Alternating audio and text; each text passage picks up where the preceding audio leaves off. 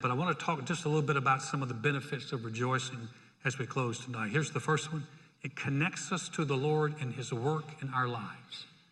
It connects us to the Lord and his work in our lives. There's a great verse in 1 Peter. It says, whom having not seen you love, though now you do not see him, yet believing, you rejoice with joy inexpressible and full of glory.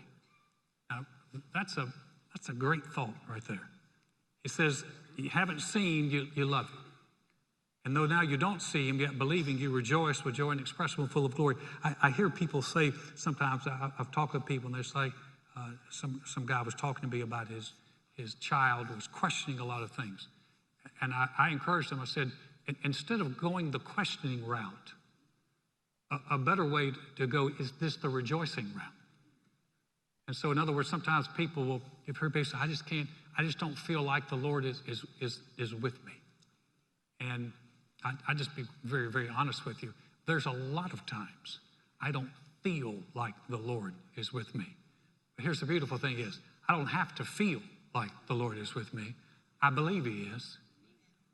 And so even though I haven't seen him, this is what Peter said, even though I haven't seen him, yet believing, I rejoice. And so you can rejoice that the Lord is with you, and boy, you can feel like just 2 sacks of dry potatoes. You just feel like, but yet you can rejoice. And I tell you one thing that will happen is, if you begin to do that, feelings tend to follow action. And so if you're not being led by feelings are a poor leader. They're a poor leader. You ever wake up in the morning and just feel like not going to work?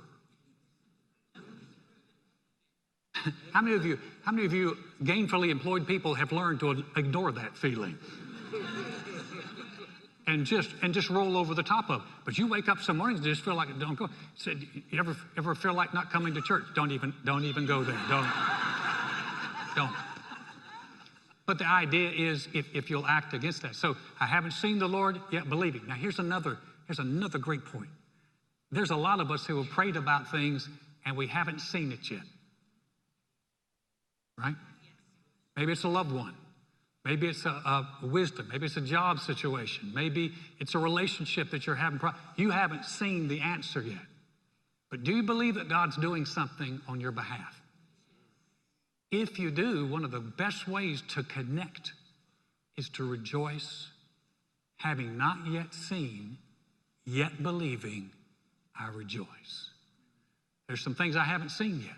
So in other words, I'm not going to wait till they show up to rejoice. I'm going to rejoice ahead of time because I believe God's doing some things.